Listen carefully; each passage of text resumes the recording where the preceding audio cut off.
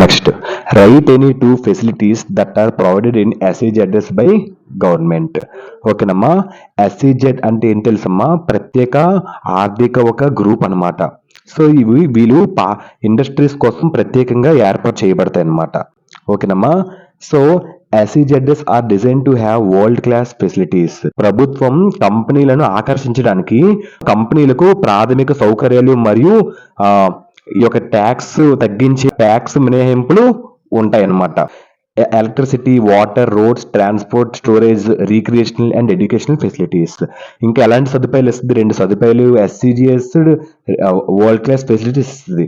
ఎలాంటివి ఇస్తుంది? విద్యుత్తు, current, water and roads and నిల్వ చేసే ఒక సౌకర్యాలు అనమాట. Companies set up production units in the SEZs do not have to pay taxes for the initial period of 5 years. అంటే మొదటి కొన్ని సంవత్సరాలు వరకు ఈ యొక్క ట్యాక్సెస్ చేయాల్సిన అవసరం అనేది లేదు అమ్మా. అది ఈ వెరీ షార్ట్కి అర్థం.